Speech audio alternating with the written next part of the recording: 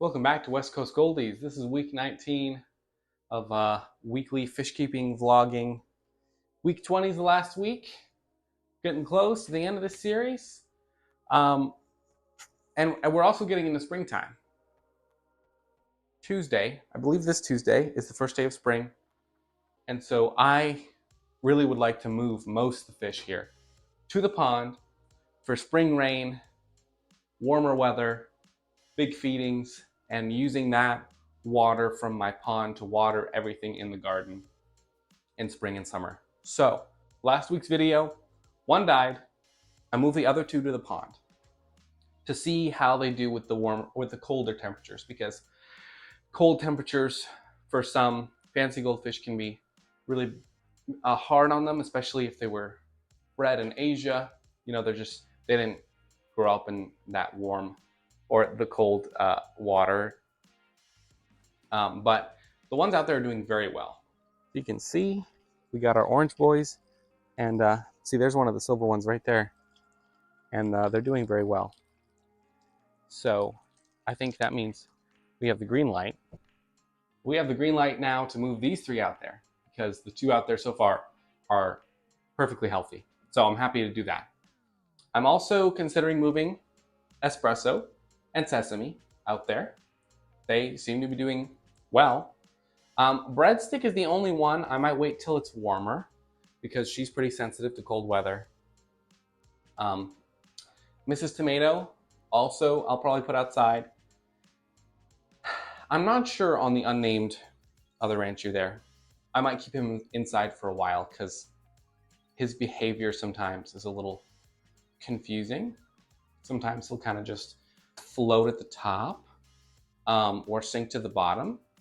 Now, it's true, goldfish do sleep, and a lot of times when I see them floating at the bottom or floating at the top or sinking and hitting the bottom, it's usually like nighttime. So it may just be that he sleeps weird, because most other times he's pretty active.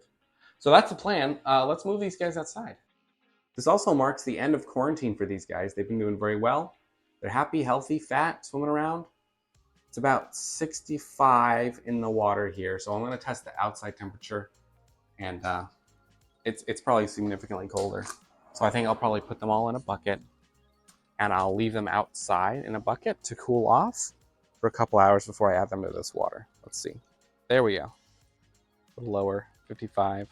So like I said, we're going to fill this with their tank water. We're going to put them in there. We're going to put the bucket outside to cool off, to kind of get closer to temperature match, and then we can just put them in, and it'll be fine probably. I probably, I'm gonna put, who do I put? Should I go with just the three, or should I really just go for it? And I think I'm gonna go for it. Well, let me check the weather, because if I want to make sure it's not actually gonna, do a steep drop off and I accidentally kill my fish. So it looks like it's going to stay in the 50s or 60s during the daytime for the next 2 weeks at least. So I think I'm going to say we're just going to go for it. I'm going to put the three new fish, Sesame and Espresso and Miss Tomato and whatever his name is, no name, all in that bucket. And we're going to put them all outside. It's going to be kind of sad in here because it's going to be really empty. It'll just be breadstick. But that might just be how it is for a bit.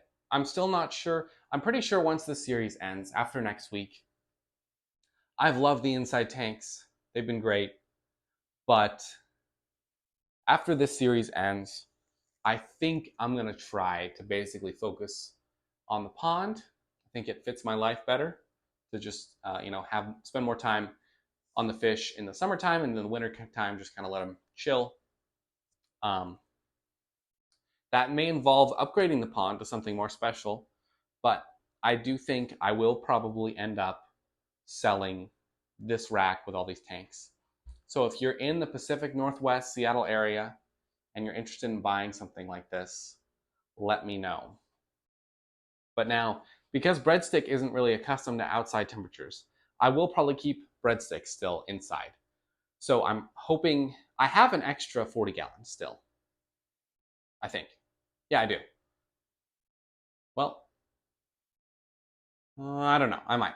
I plan on keeping one 40-gallon inside with breadstick on some kind of stand, probably in here, maybe a different room.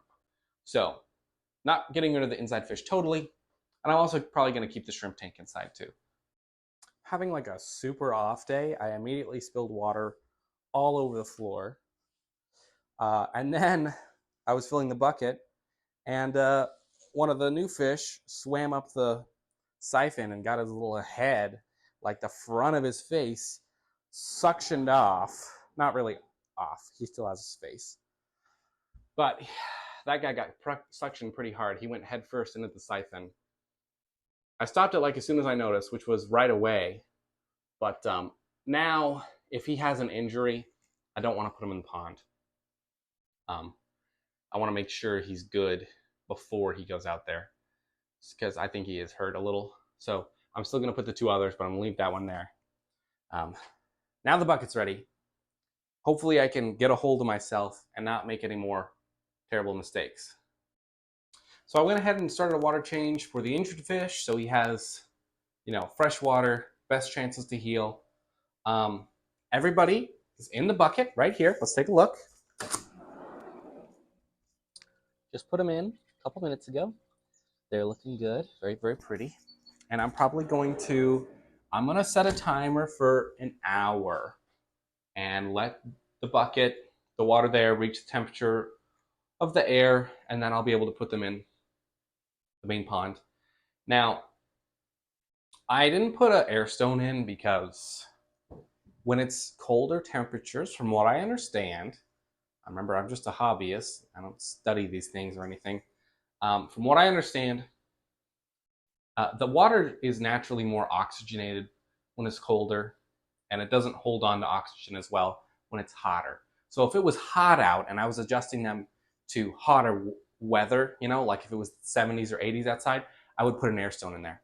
But I believe because it's colder weather, the oxygen, I don't know, binds to the water easier in colder temperatures. So basically, I'm not worried about them getting oxygen. They should be getting enough. But come the summertime, the pond will get pretty hot, and that's why I have several bubblers in there, and why I like a lot of water movement, because that oxygen in the summertime is super important. From what I understand, goldfish in particular, they can withstand some hot temperatures into the 80s, the 90s Fahrenheit in the water. But from what I understand, they will die first from a lack of oxygen than they will from the water just being too hot. So basically, they'll suffocate from no oxygen before the heat itself will actually kill them. That's what I've heard and read. So basically, yeah, summertime, super crucial to have a lot of oxygenation in the water. Probably going to put in more of a waterfall and stuff for really a lot of agitation. Plus, my goldfish really like, some good water movement. They seem to play in it. As long as there's a place for them to rest in a corner where there's not much water movement, I see my fish a lot of times. When I have like a hang on back filter or something, they'll swim in the current and have like a great time, and then go rest in the corner, and then go swim in the current and stuff. So they people say that fancy goldfish can't have too fast water.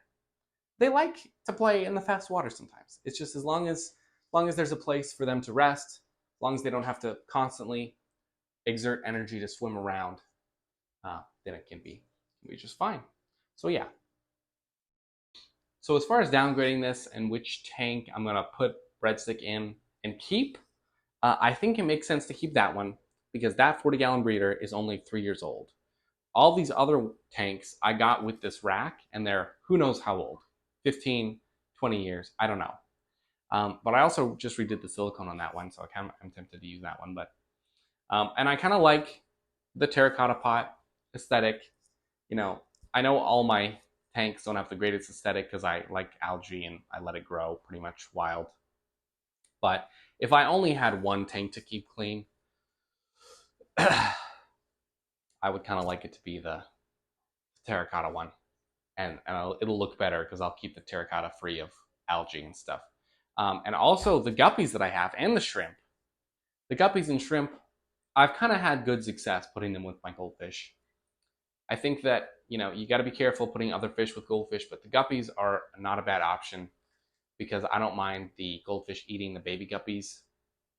And then the adult guppies are fast enough to outswim the fancy goldfish so they don't get picked on. So it kind of works out. And the shrimp, you know, I don't mind the small shrimp getting eaten, and the shrimp are fast enough also, and they can hide in the plants and the pots and stuff to get away from the goldfish. So, with that being said, I think what I'll do is I'll put breadstick in that tank and put all the guppies and shrimp I have, besides the other, well, maybe even the tiny little tank I have, into that tank right there. And I'll probably switch to a hang on back filter because I love those. And I'll probably put as many plants as I can stuff onto the two edges of it because I don't want to, let all my pothos die. All right, we're back. We're gonna move everybody into the fresh water over here. It's a couple hours later. It's good actually. They kind of all, because they were all holding on to a lot of food, and they all kind of let their bowels go in there, so it's kind of good. You don't want them to have a lot of food in their stomachs out in the cold water. So I'm gonna go ahead and put, if I can grab them, put a few of them here. Come on, buddies. Come on, little buddies. Into our nice fresh water. They got rid of their poop. They're looking good. Enjoy your big freshwater home. Come on, babies. Come on, little babies. There we go. There we go. Now there's going to be a lot of nice fish in this pond. And this poopy bucket. I'm going to put this right on my peach tree here that's just starting to bloom. And it'll get some nice fertilizer. Oh, yeah. That's good stuff. Oh, look at those blooms. Very nice. And so I'll have to keep a close eye on them in the next couple days, make sure that they do okay in this new water. They're gonna be chilling at the bottom for a while probably. It can be a little stressful going to new water conditions like that. A lot different than in here. But, survival of the fittest type thing. If I'm getting rid of this inside tanks, I need fish that can survive out in the pond. And so if they're weak fish, they won't survive. And that to me is kind of like, that's nature. Because these are, after all, super inbred anyways. So hopefully they all live, and we'll see. The ones that do live will be stronger for it. The ones that don't live are either too inbred or too sick in general to survive, and that's kind of how the cookie crumbles. Our injured fish is doing okay. Breadstick's doing good. Cool. Oh, this is the joys of having a toddler. He's normally pretty good with the fish tanks, but he dropped a car in for the first time this week. I got to fish it out. He likes the fish. He doesn't really bother them otherwise. He just looks. So that's good. I've seen some horrible videos of, kids that poured soap or coffee grounds or something in the fish tank. And it's tough because, usually the comments are like really tearing up the parents. But, if you have a kid, but like you can do the best you can. You can teach them about it, but they will just go rogue sometimes. And the best you can do is learn from it. Let them learn from it. So, Breadstick, come on, play some soccer for us. Play some soccer for us. No, she's not feeling it. Okay, so I'm going ahead and emptying tanks that are empty. I popped a breadstick over here. I actually took a bunch of the guppies. There was a couple guppies in this tank. And I put them in with breadstick. They're happy. They're doing well. I'm going to go ahead and empty the other tanks except for that one because of the fish that might die. It's not looking too good. We'll see. I'm going to empty those, move some plants to the main tank. That one I'll probably get close to low levels, take the rocks out, then try to fish a bunch of the shrimp out for this tank. I will, well, it'll be a little process to shut down the bubble sponge filter, and I want to put a hang on back filter on that tank right there because I have an aqua clear 110 that I love and I want to use it. I haven't used it all this time because I don't want to have to plug in 6 hang on backs. I have one air pump for all the sponge filters, but if I just have one tank, it means I can put a nice hefty filter on it. So I'm excited for that. So that's the plan. I might set a little time lapse here, not sure. The thing is, I know this is all happening fast, right? But I'm the type of person, I have to do it when I'm motivated for it. Otherwise, it won't get done. So I'm happy with this plan because it gives me more time for other things, but I still keep the fish, not getting rid of the fish, just making it easier to manage in the tank, in the pond, and then with the one tank inside. So be happy. Wow, I've been going crazy. I may have gotten carried away with, well, I'll just show you. Look, all the tanks and the rack. And, I'm not gonna, yes, I will show it. That's looking pretty good. I'm not gonna show too much of it though. Got more work to do next week. It was gonna be, if I wanted to actually get some of the stuff done, filming it would take too much time. Even time lapses would have slowed me down quite a bit. Posted the rack for sale with the tanks, plus some of the lighting and stuff. Pretty cool. I'm very excited. I think the tank inside looks amazing. I put all the guppies and shrimp and breadstick and the injured one in there. The injured one is actually looking pretty good. I think I might actually have hope it'll live. And everybody out here is doing well. And even our, whatever this is called, I always forget, is about to bloom. So this is a good day. Got a lot done. I still have more to do because I gotta clean all this up enough that if it rains, nothing gets ruined. The tanks can sit out in the rain; those can get wet. The rack, I don't want to rust or anything, so I gotta put it under the eaves along with the wood for what the tanks sit on, everything. So pretty cool. Got a lot done today. Next week we'll wrap up this series, finalizing probably some cleaning on the pond, showing what I did to that inside tank I got set up, and cleaning that a little bit.